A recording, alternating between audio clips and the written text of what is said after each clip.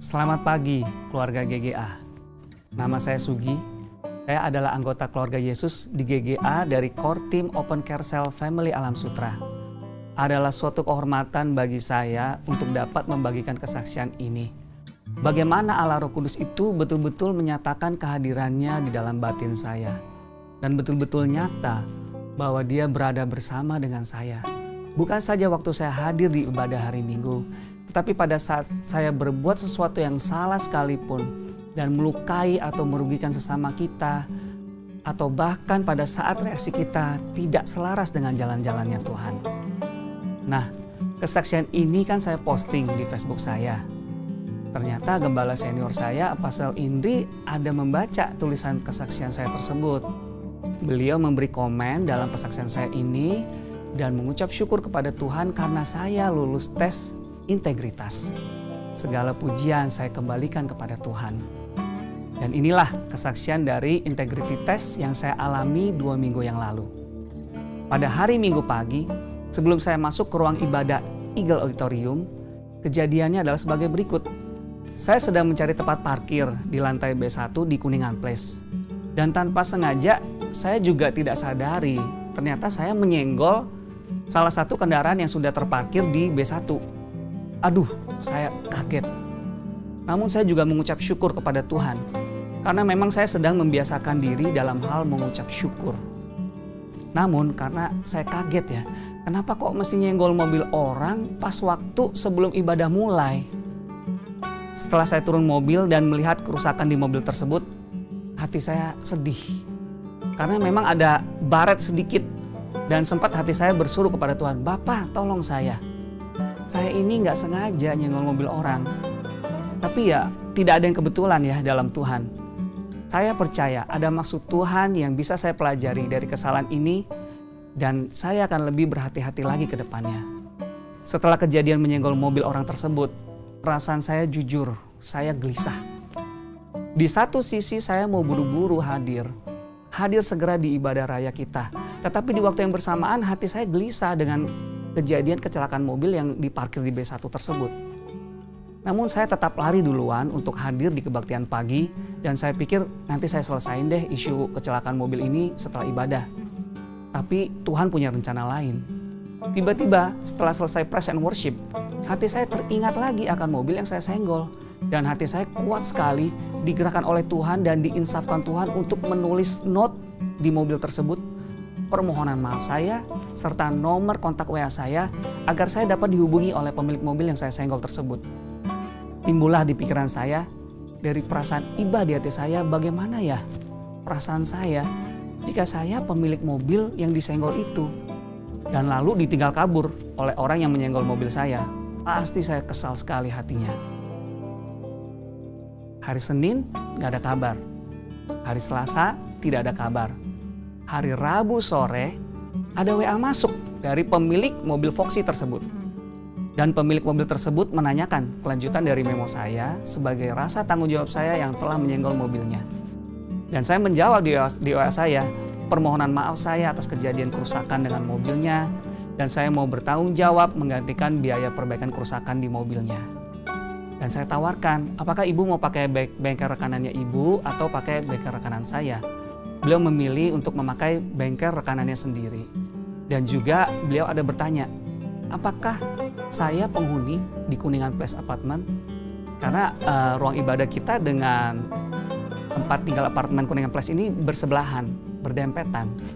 Saya jawab, saya bukan penghuni, saya hanya ibadah di kafe setiap hari Minggunya. Beliau menjawab di WA-nya, oke. Dan setelah WA chat tersebut, tiba-tiba perasaan saya jadi sangat gelisah dan galau sekali. Dan juga ada rasa takut saat pemilik WA mobil itu men-tag saya ya. Saya posisinya itu lagi belanja di supermarket. Sambil dorong troli, akhirnya saya putuskan untuk berdoa dalam bahasa roh. Dan kemudian saya melanjutkan dengan bread prayer. Saya datang ke hadapan Tuhan dan saya hirup hadiratnya dan ambil waktu sejenak di dalam hadiratnya dan kemudian saya hembuskan nafas sambil berkata, aku lepaskan kekhawatiranku dan Aku hirup hadirat-Mu Tuhan.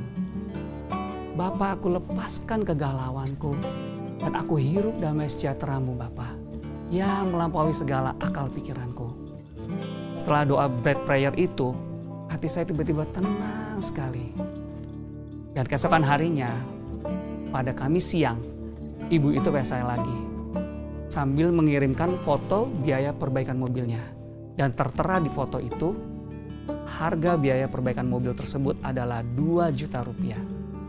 Namun ibu itu sangat murah hati dan memberikan keringanan kepada saya. Beliau menyampaikan bahwa saya cukup membayar 50%-nya saja, senilai 1 juta saja. Wah, hati saya sangat berterima kasih kepada Tuhan dan ibu itu. God is so good. Saya belajar dari apa yang saya alami dengan meresponi penginsafan Roh Kudus di hati nurani saya setelah praise and worship di ibadah selesai itu. Saya segera meresponi tuntunan Roh Kudus untuk meminta maaf dan memberi kontak saya kepada pemilik mobil yang saya senggol itu. Dan saya sadari bahwa pada waktu kita mengakui kesalahan kita dan memiliki kesalahan kita, memeluk kesalahan itu dan tidak lepas tanggung jawab dengan menghindari, kabur atau menyalahkan orang lain atau berdusta menyangkali kesalahan kita, tapi bertanggung jawab atas kesalahan kita pada Tuhan, maka Tuhan turut bekerja sama dalam hati dan masalah kita. Dia adalah Allah yang setia dan adil, mengampuni kita sesuai 1 Yohanes 1 ayat 9. Saya kagum atas intervensi Tuhan. Apa yang saya takuti ternyata tidak terjadi. Malah saya mengalami proteksi dan pertolongan Tuhan. Hubungan kami baik dalam menyelesaikan masalah ini. Kami saling mengucapkan terima kasih dan kami saling memberkati. Saya bersyukur sekali kepada Tuhan atas pembelajaran yang saya peroleh sebagai jemaat Tuhan di GGA. 3 tahun lalu saya bergabung dalam kelas konseling yang diadakan oleh gereja saya, bekerja sama dengan LK3 Bapak Pendeta Julianto Simanjuntak. Dan saya diundang untuk ikut serta dan melalui kelas-kelas dalam kursus konseling di LK3 ini, saya belajar semakin mengenal dan menemukan diri saya. Berbagai proses saya lewati, dari belajar mengakui, menerima dan menyadari, memproses kedukaan dan memeluk kehilangan-kehilangan saya. Saya menjalani proses menembus tembok. Seperti yang saya baca dari buku Peter Scazzero, The Emotionally Healthy Spiritually. Saya pun mengucap syukur dengan adanya konseling kelompok, di mana saya sempat dituntun oleh Cisara dan Cimeri untuk berdamai dengan masa lalu saya. Dan saya mulai perlahan-lahan mengalami kesembuhan dari luka-luka emosi saya. Suatu ketika, saya bertanya sama Tuhan, Tuhan, apa yang kau mau dari saya? Apa sih kehendak-Mu bagi hidup saya? Dan Tuhan menjawab, Dia mulai menuntun saya untuk membaca buku tentang mengucap syukur senantiasa yang sudah saya simpan lama selama 27 tahun di rak buku saya. Di dalam buku tersebut saya membaca banyak sekali kesaksian dari anak-anak Tuhan yang mengalami terobosan rohani melalui kuasa pengucapan syukur. Ternyata kehendak Tuhan buat saya adalah untuk saya belajar mengucap syukur di dalam segala hal. Sesuai 1 Tesalonika 5 ayat 18. Ketika saya mengucap syukur dalam segala hal, maka Allah turut bekerja di dalam segala sesuatu untuk mendatangkan kebaikan bagi saya, bagi setiap orang yang mengasihinya, seperti firman-Nya di dalam Roma 8 ayat 28. Hal ini tepat sekali dengan apa yang Apostle sampaikan di awal tahun 2022, di mana tahun ini adalah tahun ucapan syukur dan double reward. Saya sangat bersyukur.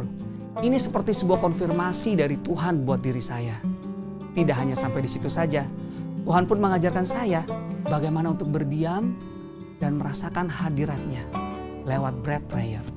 Saya belajar dari istri saya, Ira, di mana Ira ada minta sama Apostle untuk diajarkan bagaimana mengalami kesembuhan dan kesehatan emosi seperti yang Apostle sendiri alami dan ajarkan dalam Bible Study. Dan juga ya apa yang dialami oleh Cisara dan Cineni yang sama-sama melayani di Treasure Land. Di situ Ira, istri saya belajar datang berdiam di hadapan Tuhan, solitude dan silent, dengan mempraktekkan bread prayer dari buku Day by Day dan buku EHS. kami berdua bersama dengan anak-anak akhirnya sering melakukan hal ini berempat ketika menjelang tidur. Dan kami merasakan benar-benar Allah hadir. Dan dengan iman kami praktekkan menghirup hadirat Tuhan. Karena seperti yang tertulis dalam kitab Injil Yohanes pasal 20 ayat 22, dan sesudah berkata demikian, ia mengebusi mereka dan berkata, terimalah Roh Kudus. Dan dengan tindakan iman kami hirup hadirat Allah. Dan kami lepaskan perasaan-perasaan negatif yang bukan berasal dari Tuhan Yesus Kristus. Saya bersyukur kita di GGA belajar bagaimana praktek hidup dalam hadirat Tuhan. Dan mengalami Tuhan di tengah segala kemelut emosi karena kesalahan-kesalahan yang pasti terjadi dalam hidup kita. Tapi kita tidak sendirian. Dan apostle bagikan dari Alkitab, Keluaran 14 ayat 14. Tuhan akan berperang untuk kamu dan kamu akan diam saja. Diam ini bukan berarti kita cuek. Tapi berdiamlah di hadirat Tuhan dan nantikan Tuhan bekerja sama dalam masalah yang sedang kita hadapi. Sungguh, saudara-saudari dalam Tuhan yang saya kasihi, betul sekali firman-Nya lewat Rasul Paulus. Apa yang tidak pernah dilihat oleh mata, tidak pernah didengar oleh telinga, dan tidak pernah timbul dalam hati kita itu, semua Tuhan kerjakan bagi kita yang mengasihi Dia. Saya mau dorong Anda semua untuk latihan mendengar suara Roh Kudus di hati Anda, di tengah kekacauan dan tekanan permasalahan apapun yang sedang Anda hadapi. Sebab Dia tidak pernah meninggalkan ataupun membiarkan kita sendiri. Allah kita setia. Tuhan Yesus memberkati.